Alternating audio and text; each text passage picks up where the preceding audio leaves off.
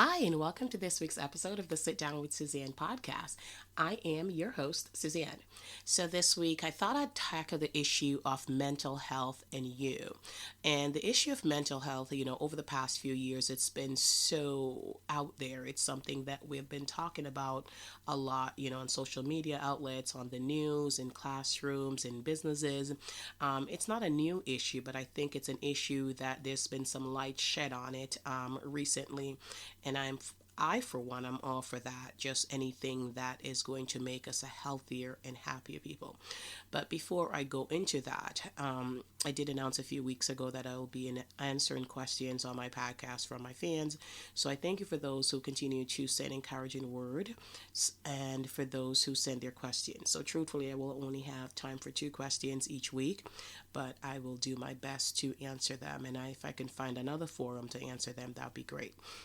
So the first question was, who are my influences? I have so many influences. I've always been inspired by those who stand up for others, those who place the needs of others before themselves, those who give voice to people who do not have a voice. And, I'm also very impressed by female empowerment, females that made it not through the traditional means. Sometimes they've made it in a male dominated field. And they was the one who decided that, I'm not going to stand for this. You cannot put me in a box. I'm going to step out and, be who I need to be. And if you listen to my podcast at all, you'll know that I'm a fan of movies. So, that episode, with Patrick Swayze, if you know this movie, you can shout it out when he said, nobody puts baby in a corner. That's how I feel about these females. Nobody's going to put them in a corner. So they stood up and they stood out. So I appreciate that, and I'm truly fully behind all that. If I had to call off a few influences, well, you'll probably know Oprah, because I think I've mentioned her a few times. And who doesn't Oprah inspire, right? You also have Michelle Obama, who her book Becoming was just truly amazing. And there's so many other things that she does and what she stands for. Toni Morrison, her writings, it's incredible. Unfortunately, she did pass away recently. Maya Angelou, and, a young a female that I do have to call out is Angela Rye. I'm truly impressed with her, just what she stands for, and her voice. She just speaks her truth, and I love that. But ultimately, like I mentioned, there's a lot of people to choose from, and each in their own unique way have inspired me in one way or the other. I mean, there's been Martin and Malcolm and Tupac and Frederick Douglass, and there's just so many people. The list goes on. But the ones that I called out, those are truly my influences. Um, the second question is, what do you want people to get from the podcast? Well, if you know anything about me, I believe in positive vibes and positive energy and pushing forward in the face of negativity to be that positive light. So, if I had to narrow it down, though, to the simple message that I would like people to get out of my podcast, it's this: it's for them to believe in themselves, it's for them to believe that they're enough, it's for them to root for themselves, even if no one else is. They should be their biggest champion. It might take other people to catch up. It might take other people to realize your greatness. But, your greatness doesn't stop or start depending on who believes in you. So start with you. Believe in yourself. Believe in yourself. Believe in yourself. Know that you are enough. And if somebody doesn't think that you're enough, well, that's their loss. So that's all the questions I have time for today. I do also want to give a shout out. A few weeks ago, I think it was my last episode, I give a shout out to Roger, who is one of my listeners and had reached out to me after a particular episode, what I learned about dying. Just found out that he lost a family member, and just wanted to give a shout out to Roger, say that my heart and my prayers are with you and will continue to lift you up. And I also want to give a shout out to my husband, Paul, because he has been one of my biggest supporters, in everything, but also in all thing electronics. This is not me. I don't know anything electronic, but I just tell him what I want and he gets it for me and he does it for me. So I truly do appreciate him. And anything I say that I want to do, he'll just say, okay, what do you want? And he'll get it for me. So, Paul, thank you. I appreciate you and I love you. All right. So, as I mentioned in the beginning, I'm going to be talking about mental health, and I wanted to tackle that issue. Oftentimes when we hear about something so much, it often becomes a cliche, right? And people take advantage and they use it for everything. And they'll mention mental health when they want to get out of something, they want to get out of work, and they found out that people who suffer from mental health might have something given to them, maybe an extra day off or something like that, and they'll decide to use that. But this episode is not about those people. This episode is about those who truly suffer from mental health, or who know somebody who suffers from mental health, or those who want to help somebody who suffer from mental health, and just if it's even to recognize the sign and to encourage them to seek professional help. So, if we break down and look what mental health is, it is the emotional, psychological, and social well being of a person, right? It affects the way they think, feel, and act. It will determine how they handle the stress of everyday life and the stress of when something major happens to them. And one of the big misconceptions about mental health is that it's only impactful to a certain age group, a certain race, a certain social economics group. And, that is simply not true. Mental health can affect anyone. And if you look at the news at, the rate of things that are happening in terms of suicide and depression and people being placed in institution, it is at any age. You see little kids, you see boys, you see girls, you see African American, you see Hispanics, you see white, you see everybody. Mental health affects everyone. And, I do have to call out, as an African American female, I will say that there is a stigma attached to mental health. I am from Jamaica, and I think I've mentioned it before. It is not something that we talk about often. It is not something that we admit to. It is not something that we want to be known for. So a lot of times I feel like we don't get help because we don't want anybody to know that we are suffering from it. We feel ashamed.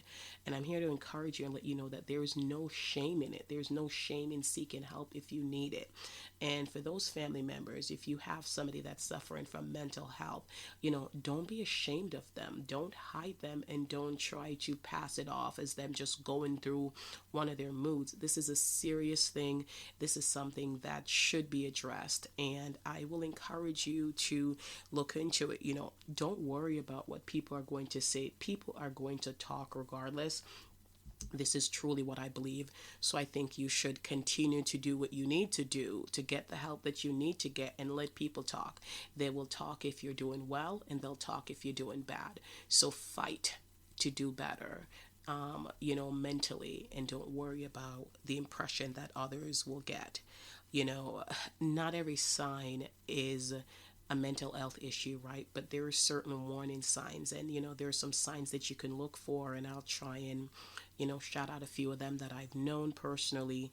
Like I said, all of us at one point or another has been affected either by mental health personally or somebody they know. And I have come across it with, several people that I've known in the recent years that, one of the first thought that people says, oh, I never expected that from that person. They're so strong. But, you've got to check on those strong persons, right? Those people that you always believe is your rock, those people that is the rock for everybody else. Who's their rock, who can they count on? And that's the challenge that we face a lot of times. Those strong people don't have anybody to call on, and sometimes they're ashamed of even letting somebody know that they're going through, and they'll hold on till it gets to the point that they can't hold on anymore, and they just completely collapse. So no matter what kind of relationship you're into, and if you have a person that's that strong person, reach out one day to them and say, hey, I'm checking on you. How are you? Today's not about me. You've always helped me. Today I want to help you. So I wanted to call out a couple of signs that could be, a sign of a mental health issue. And like I said, these are not necessarily signs of mental health issues, but these are some of the warning signs, right? So if somebody's suddenly not eating or sleeping at all, or they're doing it too much, if they have no interest in other people or activities that they used to enjoy, if they just have low energy or no energy, if they're acting and feeling like nothing matters. And this could be for somebody else, but this could also be for you. If you suddenly have these unexplained aches or pains, if you're feeling overwhelmed and hopeless and helpless, if you are partying more than usual, drinking and smoking and doing drugs, if you are just getting these intense emotions that you just don't understand, and doesn't seem to be a cause or a reason for it. If you're feeling angry or confused or forgetful or upset or worried or scared, or you're having these severe mood swings, if you have these persistent thoughts you can't get rid of, and for the more severe cases, unfortunately sometimes, if you're hearing voices, and sometimes these voices are telling you things, if you're thinking of harming yourself or others, if you have an inability to take care of yourself or your family member, like your kids, with daily tasks you used to perform, like getting them, ready for school or things like that, and you just all of a sudden you don't want to get out of bed, you don't want to do anything, you don't want to see anybody, checking on those signs. Now, not all those signs are signs of mental health issue, but like I said, these are signs that I think should be called out. And people experience things differently. And there might be signs that are not known yet. There's some other behaviors or attitudes or actions that are direct results of people suffering from mental health, and we don't know what it is yet. So, if I can encourage you to do anything, it's to be more aware of the people in your life, and be aware of sudden changes in moods and behaviors and attitudes. Like I said, mental health is important. It is something that I don't think is going to go away. And I think as a society, we're paying more attention to it, and we're shining a spotlight on it, so to speak. And as with all things, like I mentioned at the beginning of the podcast, when you shine a spotlight on something, there's going to be those who want to get away with stuff. But that's not our worry. That's not who we are concerned about. We are concerned with those who are genuinely affected by mental health. And, you know, I took a look at some stats, right? And it was just mind boggling the amount of people that was affected by mental health. So, according to Mental Health by Numbers, which is an organization, it's approximately 1 in 5 adults in the United States. That's a whopping 46.6 million people experience mental health issues in a given year. So if you're in a group with 5 people, that means at least one of those person, and it could be you, suffers from mental health. Approximately 1 in 25 adults in the US experience a serious mental health issue in a given year that significantly interferes with or limits their abilities, and it limits them in a major life activity. Approximately 1 in 5 youth, and this was scary to read, approximately 1 in 5 youth ages 13 to 18 experience a severe mental disorder at some point of their lives. 13 to 18, I mean, that's a baby. And then for the even scarier part, from children 8 to 15, the estimate is that 13% of them, suffer from a mental disorder. 1.1% of adults live with schizophrenia. I remember when schizophrenia was a taboo word. It's a word, it was that word that was hard to pronounce, right? And you only saw that on the movies, and you swear it was a made up thing. But no, it's not. At least 16 million adults had at least one major depressive episode in the past years. And mental health affects so many.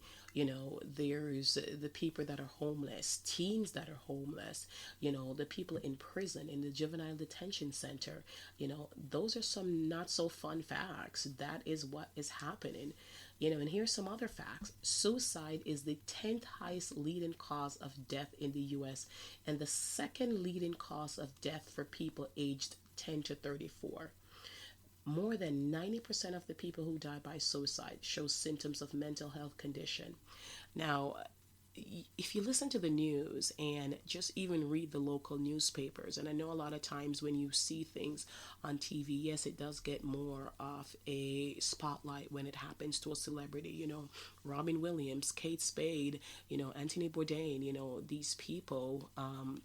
We did get a lot of visibility after they, committed suicide. But if you read the newspaper, if you watch the local station, you'll see how many people are committing suicide who are choosing that method.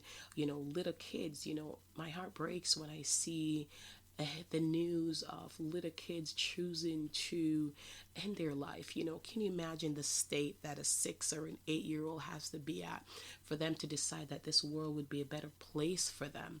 And my heart, like I said, it can't recover from something like that. I have a 12-year-old and a 6-year-old, and I have conversations with them all the time.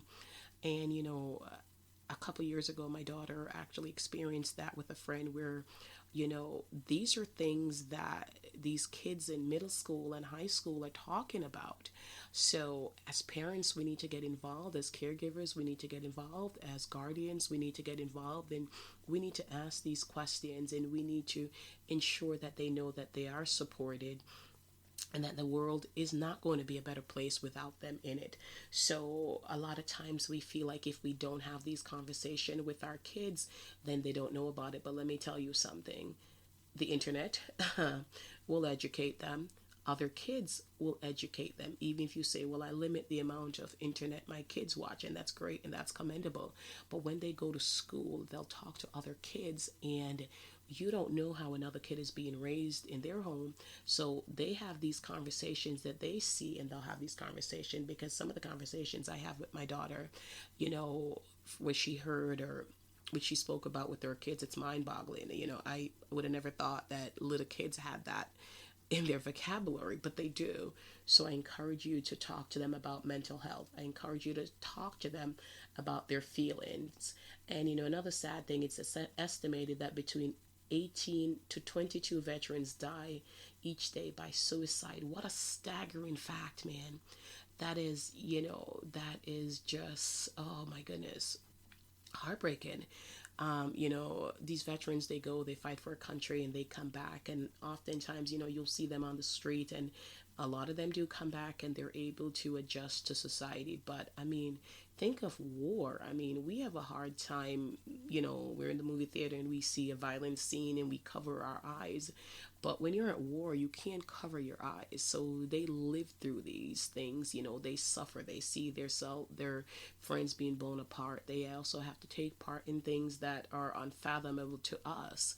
So they come back and they're going through this, and it's hard for them to adjust and get back into normal everyday life. So sometimes, unfortunately, suicide seems to be the way out for them.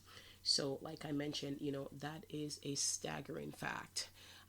Those are some staggering facts. And, like I said, there is no respecter of, who you are and your age and all that. Mental health can affect anyone. There is help out there. If you or somebody is suffering from mental health, or you suspect, I'd rather somebody think that somebody is and try to get them help and they're not, than to think that that person is okay and then don't get them any help. First and foremost, there's always professional help, right? There is a lot of towns and cities and states now that are doing things for mental health. And, there should be no shame in it. I will encourage you, if you're feeling any of these symptoms, to connect with others and positive people. So try to stay positive and connect with positive people, people who are going to encourage you and push you forward. I'm also going to encourage you to do some physical exercise, get those endorphins going. I'll encourage you to volunteer. I feel better when I volunteer, taking the problem and the spotlight off you for a second and focusing on helping others is very rewarding. and, take care of you, eat healthy, try to get enough sleep and things like that. And try to find out what coping skills are, some coping mechanism. How can you cope with the stress of everyday life? There is no shame in realizing that you might be suffering from a mental health disorder. As soon as you think you are, seek some help. Like I mentioned, there's local organizations that are there for you. And if you just Google, mental health in the town that you live in, a lot of things will pop up. I did that, before I did this show. I did mental health and I put in a bunch of random towns, and, a lot of things pop up. And, of course, there's not all towns have it because they're not equipped. But, find out where there's places that you can get the help for free and things like that. And again, don't attach any shame to that if you can't afford it and you have to seek it out for free. There's organizations out there that can help you, that are offering mental health services. And schools, I think it's something that they're paying attention to now. And I know that they've taken significant steps in reducing the bullying and, things like that. And it seems that each time something bad happens, they blame it on, somebody having mental health issues. And I don't believe that's always the case, that somebody who does something bad has mental health issues. But one of the things that always, like an aha moment, right? Oprah has her aha moment. For me, it's when they're talking about somebody who did something despicable, and they'll mention all these signs that these people were suffering from. And my question is that if you notice all these signs, why didn't you do something about it?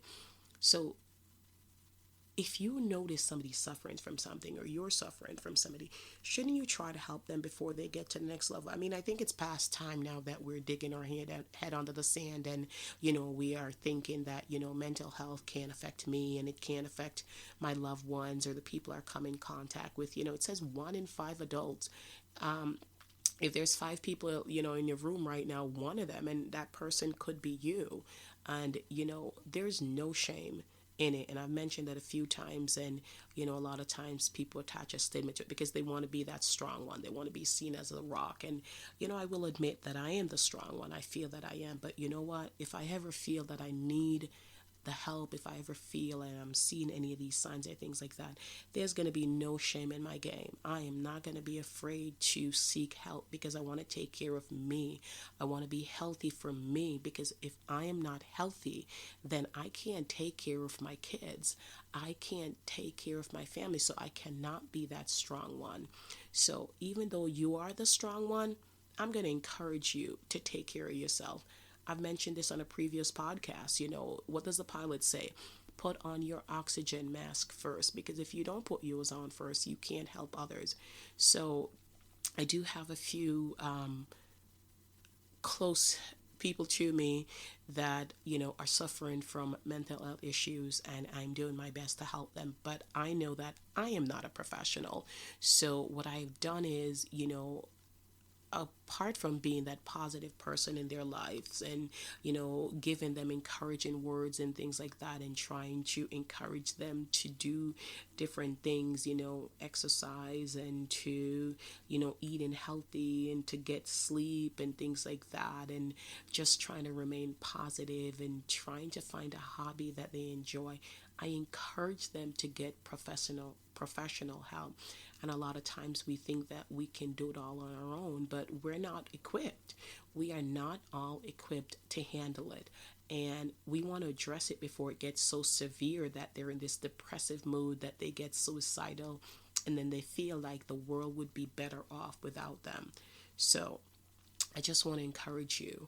If you or anyone you know is suffering from mental health, seek help. Go on websites, Google mental health in your town, read up about it, call, different places. There is a lot of organizations that has highlighted and have put a spotlight on mental health. And I don't believe we're where we need to be, but I do believe that we're making significant strides to get there. And I want to make a special call out to my African American listeners. I want to make a special call out to my Caribbean listeners. No shame, no inner it. So, for those of you who did not understand that, that just simply means there's no shame in it. So, I'm going to encourage you, get up, get to the doctor, find out, seek some help, speak to your family member. And, they may say, and again, I'm going to use that Jamaican, man, not no wrong with you, man. I just attention you want. Again, that is simply not true. I know people from the Caribbean who are suffering from mental health issues, and some of them are seeking the help because they've realized that it's not attention. It is not something that they're making up. They genuinely need the help, right? And then I know those who are not seeking the help because they're ashamed. They think there's this stigma attached, and they think that it makes them weak to seek help, but it doesn't. For those of you who have sought help, I commend you. I really give you congratulations just to go against the grain, go against your upbringing, go against the beliefs that you were raised with. I was certainly raised to believe that, you don't, black folks, especially Caribbean folks, don't go to shrinks. That, I mean, a fool business that, right? So, yes, my Jamaican is coming out quite a bit in this. But I am so glad that I've been able to gain just additional knowledge, knowing that, like I said, there's no shame in it. And I will do what I have to do to protect not only myself, but those that I love. And for those of you who have not gone, for those of you who haven't decided yet that there's a serious issue, I'm going to encourage you and know that I'm rooting for you, and know that I truly believe that one day you'll realize that it's not something for you to be ashamed of. So just go get the help, because we love you and we want you to be well. So, that is it for me and the mental health in you. Like I mentioned, several times throughout this podcast, if you know of anyone who's suffering from mental health issues, if it's you yourself, you're feeling depressed, you want to pull away from others or things like that, just seek the help, seek the help, seek the help, seek the help. As always, I am inspired by my listeners. Reach out to me at Suzanne at positivelysuzanne.com. I would love to hear your comments and your feedback. And, if you've gotten some help, and if because of one of my episodes, I am so encouraged by that and I'm happy. So I want to end this by saying that I'm rooting for you. I'm encouraging you. I believe in you. But even more than me believing in you, I want you to believe in you. Until next time.